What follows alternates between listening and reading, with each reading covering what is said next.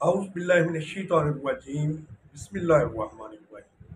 حضرت فاطمہ بنت قیس رضی اللہ عنہا فرماتی ہیں کہ میں رسول اللہ صلی اللہ علیہ وآلہ وسلم کو یہ اعلان کرتے ہوئے سنا، یعنی نماز تیار ہے۔ چنانچہ میں مسجد گئی اور حضور اکرم صلی اللہ علیہ وآلہ وسلم کے ساتھ نماز ادا کی۔ میں عورتوں کی صف میں تھی جو مردوں کے بالکل پیچھے تھی۔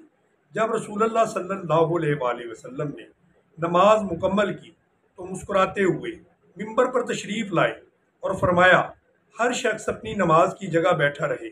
پھر فرمایا، کیا تم جانتے ہو کہ میں نے تمہیں کیوں جمع فرمایا ہے؟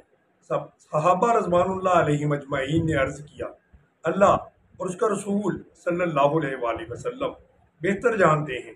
تو آپ صلی اللہ علیہ وآلہ وسلم نے فرمایا، اللہ کی قسم، میں نے تمہیں کسی بات کی ترغیب یا ڈرانے کے لیے جمع نہیں کیا، میں نے تمہیں صرف اس لیے جمع کیا ہے کہ تمہیں یہ واقعہ سناؤں۔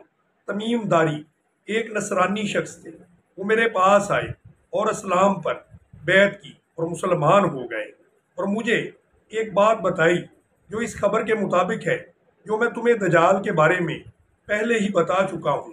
چنانچہ انہوں نے مجھے خبر دی کہ بنو لخم اور بنو جذام کے 30 آدمیوں کے ہمراہ ایک بحری جہاز میں سوار ہوئے۔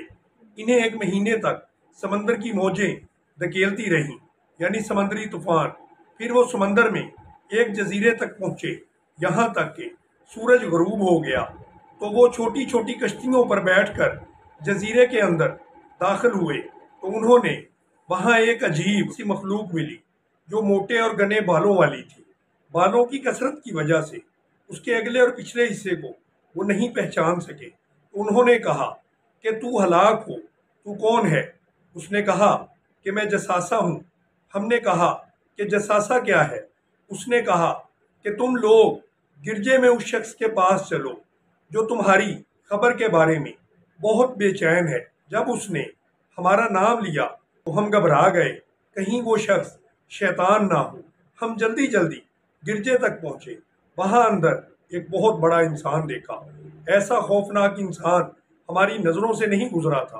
وہ بہت مضبوط بندھا ہوا تھا اور اس کے ہاتھ کندھوں اور گھٹنے ٹخنوں تک لوہے کی زنجیروں میں بندھے ہوئے تھے۔ ہم نے پوچھا، تو ہلاک ہو، تو کون ہے؟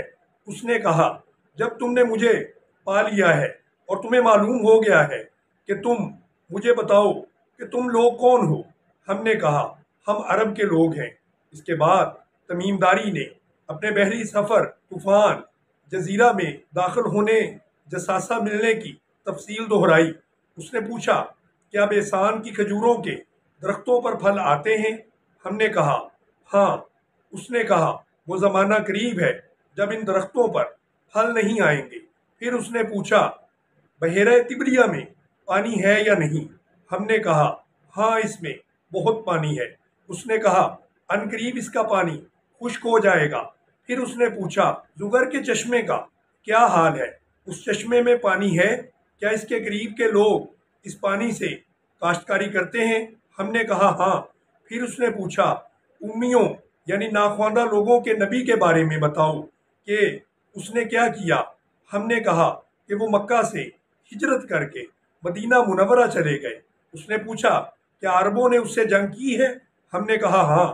اس نے پوچھا، انہوں نے عربوں سے کیا معاملہ کیا؟ ہم نے اس کو تمام واقعات بتائے۔ جو لوگ عربوں میں عزیز تھے ان پر آپ نے غلبہ حاصل کر لیا اور انہوں نے اطاعت قبول کر لی۔ اس نے کہا، ان کے حق میں اطاعت کرنا ہی بہتر ہے۔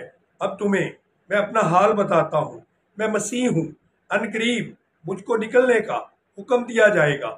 میں باہر نکلوں گا اور زمین پر سفر کروں گا، یہاں تک کہ کوئی آبادی ایسی نہیں چھوڑوں گا جہاں پر میں داخل نہ ہو جاؤں۔ 40 راتیں برابر گشت میں رہوں گا، لیکن مکہ اور مدینہ میں نہ جاؤں گا، وہاں جانے سے مجھ کو منع کیا گیا ہے۔ جب میں ان میں سے کسی میں داخل ہونے کی کوشش کروں گا تو ایک فرشتہ تلوار لیے ہوئے مجھے روکے گا۔ ان شہروں کے ہر راستے پر فرشتے مقرر ہوں گے۔ یہ واقعہ سنانے کے بعد رسول اللہ صلی اللہ علیہ وآلہ وسلم نے اپنا عصا ممبر پر مار کر فرمایا، یہ ہے طیبہ، یہ ہے طیبہ یعنی المدینہ۔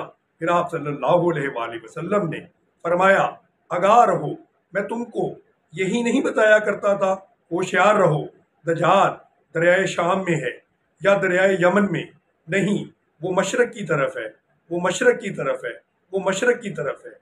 مسلم میں اس روایت کو بیان کیا گیا